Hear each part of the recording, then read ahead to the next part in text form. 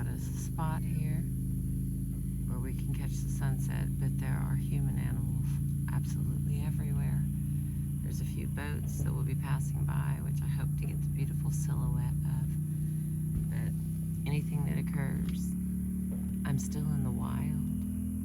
Okay, this is chapter 7, titled Etta James. Thanksgiving Eve, 1953, was unusually foggy. Me and Johnny Otis and the Peaches were at the studio in Hollywood, cutting Roll With Me, Henry for Modern Records. My buddy Richard Berry made the date. He sang the part of Henry, providing plenty of humor with that down-in-the-hole bass voice of his.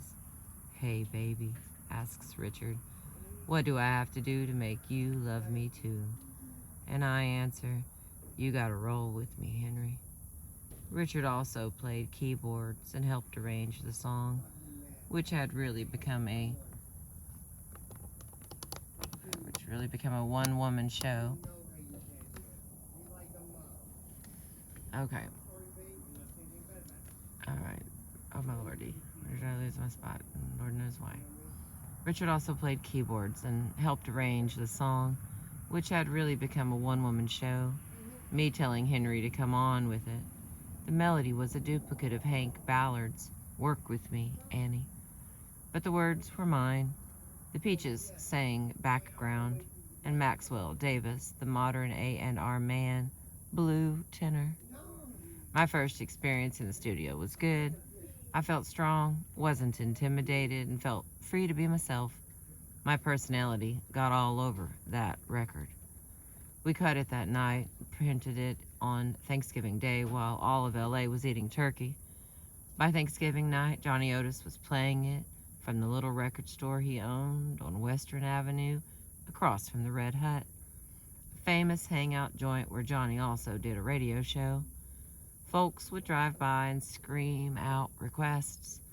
Well, it was from that funky shop that Johnny broke the record and launched my career. He didn't sell it as a Peaches record, but kept talking about this nameless girl singer. To boost the hype, he started a contest in conjunction with the song, and name the singer and win a mess of ribs. "What should we call her?" Johnny asked the radio audience.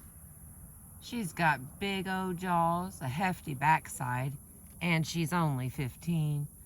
I call her Miss Peaches, but she needs a better name than that."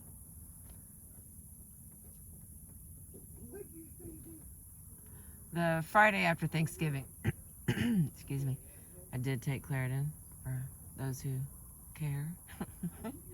The Friday after Thanksgiving, Johnny called me to say he had sold 500 copies of Roll With Me, Henry. Out of that one little old store, no one had come up with the name he liked, so leave it to Johnny to invent a name of his own. Etta James. All he did was turn me around. The business side of the song got complicated. Even though I wrote the lyrics, it was Hank Ballard's melody. When Modern Records decided to issue it, Johnny put my name as writer along with his wife, Phyllis. He did that because he wanted more money. At the time, I didn't say anything because I didn't know anything. I was just happy to be carrying on in Hollywood studio, happy that the record captured my voice and my attitude, happy to be out there as an artist. Thinking back, I can see why Johnny felt like he deserved a piece of the song. He had discovered me. On the other hand, he didn't write a lick of the lyrics or the music. Meanwhile, Modern had to come to terms with King, Sid Nathan's record company out of Cincinnati, publishers of Work With Me, Annie, so they cut a deal dividing the pie so many ways I couldn't keep count. Even worse, some stations wouldn't play it, said it was too dirty.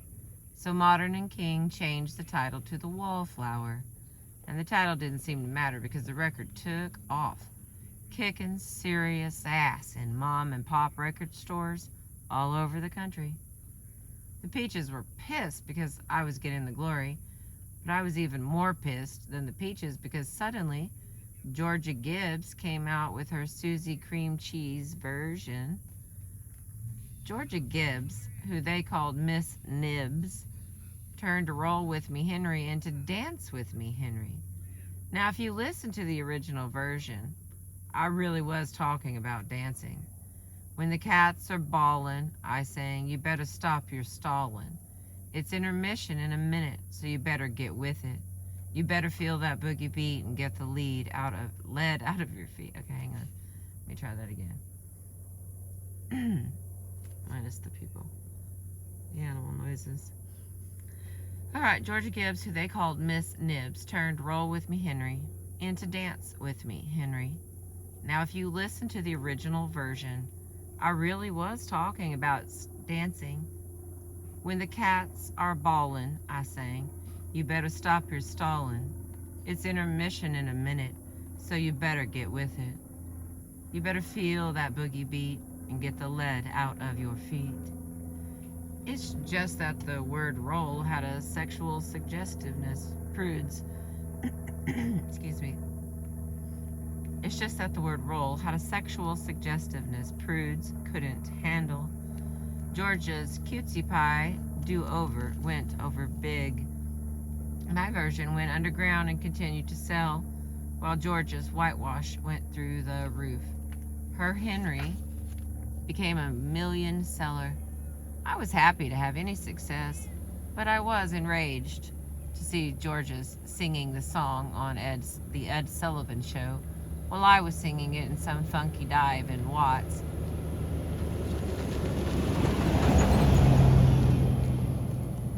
It was an early lesson, and a painful one. Like green cash or flashy diamonds, songs get stolen. Books have been written about the thieves who ran the R&B business.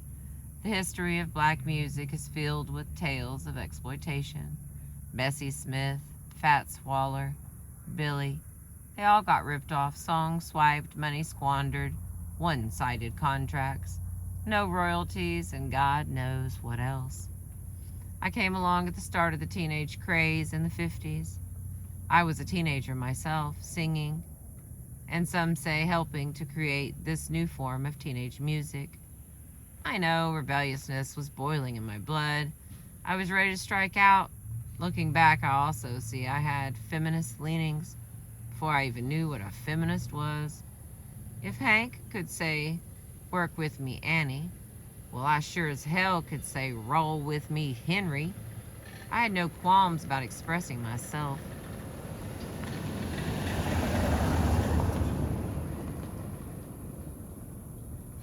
On the other hand, I didn't know shit about business, and for a long time was too young and foolish to care about learning. I didn't understand a copyright any more than I understood Einstein's theory of relativity. If Johnny Otis wanted a piece of my song, who was I to argue? Johnny Otis, after all, was the reason I got to quit school and make a record.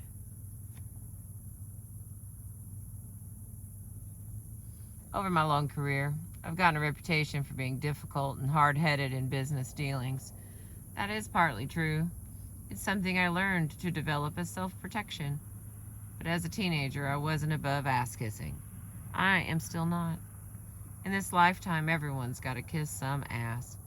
It's just that I'm choosy about whose ass I'm going to kiss and how much I'm going to kiss it.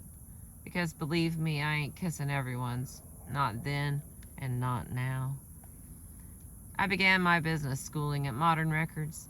It was a company ran by the Baharis, 4 brothers and 3 sisters, Hungarian Jews by way of Oklahoma.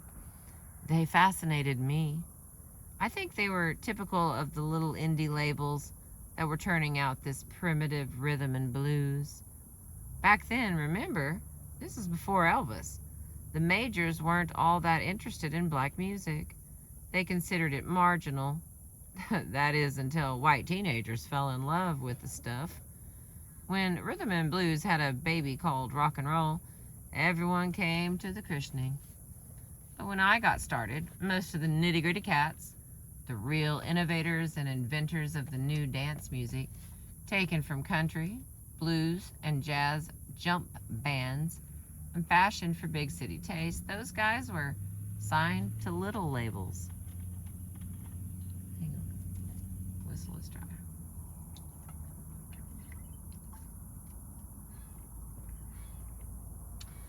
Modern, for instance, had B.B. King, John Lee Hooker, Pee Wee Crayton, and Elmore James. Hell of a roster. I felt comfortable because my buddies were there, a whole flock of the California kids I'd grown up with. Richard Berry was on the staff as a writer and arranger. He'd been hired by Jules Bahari, the slickest of the brothers.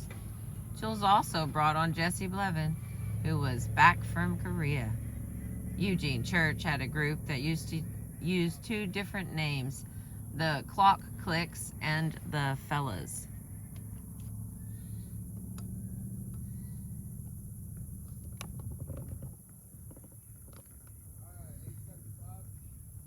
There we go. The Baharis are all right, Johnny Otis told me. Jules is so cool, he goes with nothing but black women. Jules was a naturally tan man with prematurely white hair. He wore silk suits and looked like a yellow pimp. Word was Jules was loving on Hatta Brooks, one of his artists. The story went that he dressed her in fur coats and put her in Cadillacs, and when she sat down to play her piano, she was wearing sparkly dresses from Hollywood designers. Hatta was fine. She strutted around the modern office like a peacock. But when her royalty statement came, she saw all these items. The fine clothes and the fancy ride had been charged against her earnings. The Baharis were cold. Coldest of them all was the sister Roz. Roz was the most notorious because she guarded the cash. No one else was authorized to touch the bread. You couldn't get a $10 advance without Roz's okay. In my mind, when you get a hardcore woman over the business, no man can match her. Joe Bahari was the baby, and he liked to gamble. Bought him some race horses. None of the Baharis really had any taste in music, but at least Joe learned how to engineer. The others couldn't even pat their feet to the beat, so they hired guys like Maxwell Davis and Johnny Otis to run their music department. I was interested to see that for all the differences, the Baharis were tight-knit. They were really a fabulous family in how they watched each other's back and operated in the common interest of each other. If the artist was looked on as a worker, a lowly employee, well, that's how the shit went back then.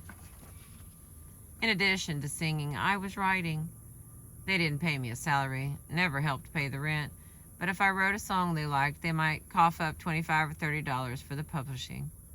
Only later would I understand that a song's income is divided equally between the writer's share and the publisher's share, and the writer automatically owns both shares when he writes the song.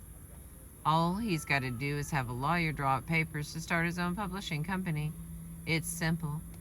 But I, like almost all the other artists in the era, was hoodwinked by the notion of publishing. I wasn't a publisher.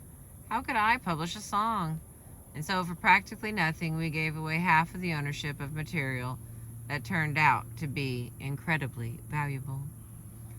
After Roll With Me, Henry, the Baharis wanted to cash in with a follow-up, but Hey Henry didn't do it. Good Rockin' Daddy did. It raced up the charts in October of 1955 and became my second biggest success on Modern. Richard Berry wrote it. Looking at the label, though, I see where Joe Bahari put his name down as a co-writer.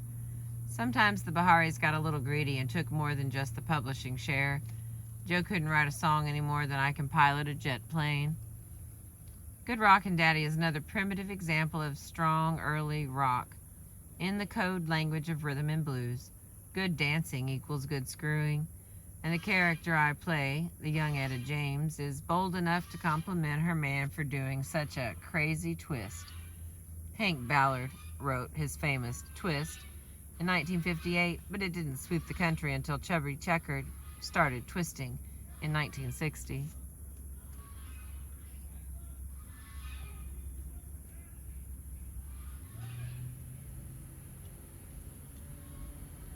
I don't know what's happening, so I had to stop for a second. Sorry about that.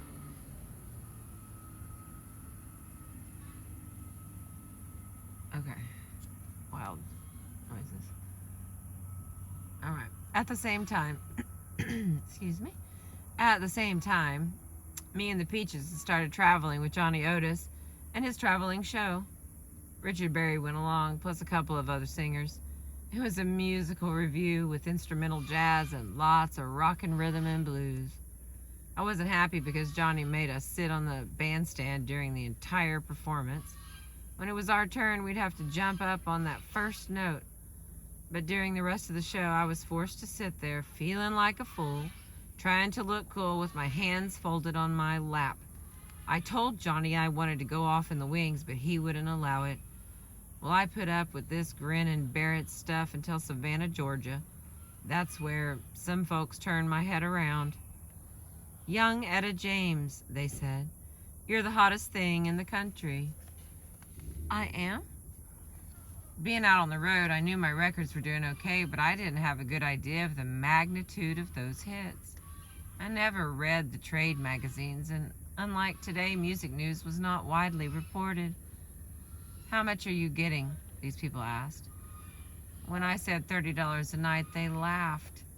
"A star like you should be making lots more." A star? That got me thinking maybe I needed some advice from someone older. Back in Los Angeles, that someone turned out to be my mother. Now, Dorothy never came to see me perform with Johnny, just as she never heard me sing in church. But she ran down from San Francisco when my record started hitting. She smelled the money and started dealing with Bardu Ali, Johnny's manager.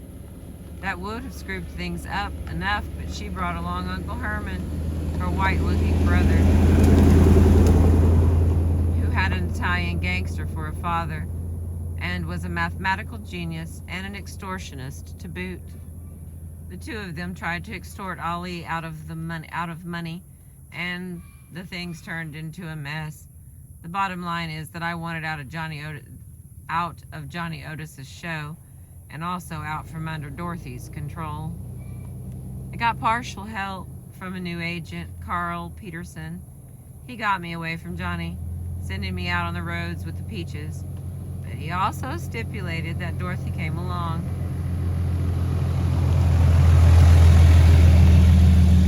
So with the front money paid by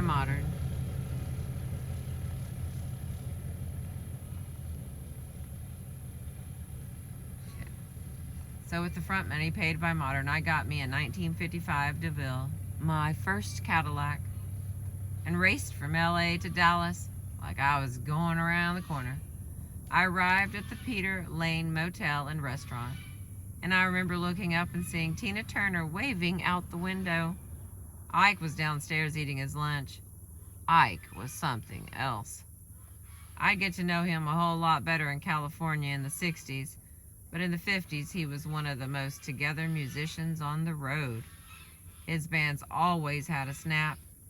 He could play, write, arrange, and put on a show.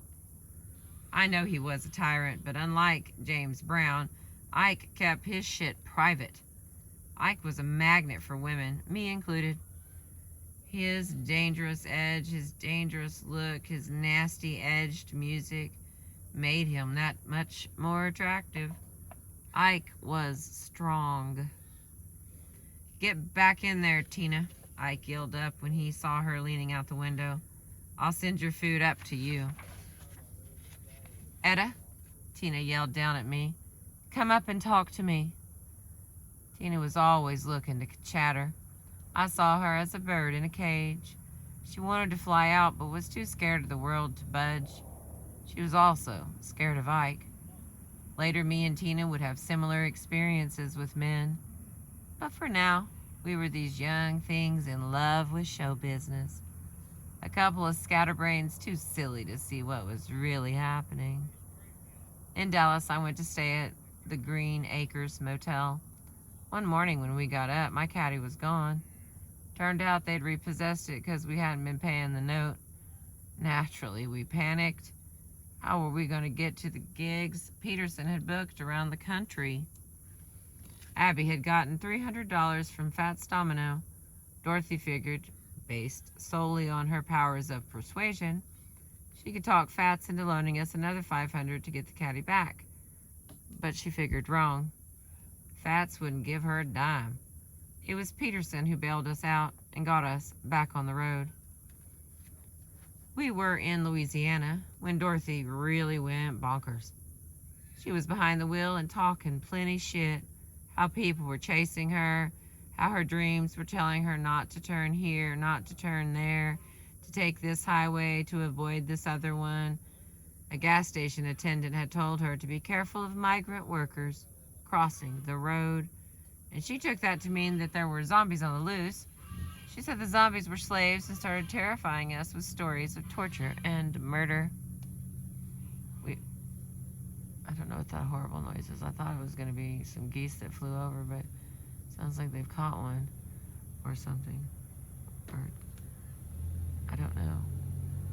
We're going to ignore it. That's what we're going to do, because I've only got 2 little paragraphs left. Stay with me. All right, let's see. We were leaving Detroit, headed for Cleveland. When she was talking so much and driving so fast, she plowed into a car, trying to make a left turn, plowed into him, and totaled out my caddy.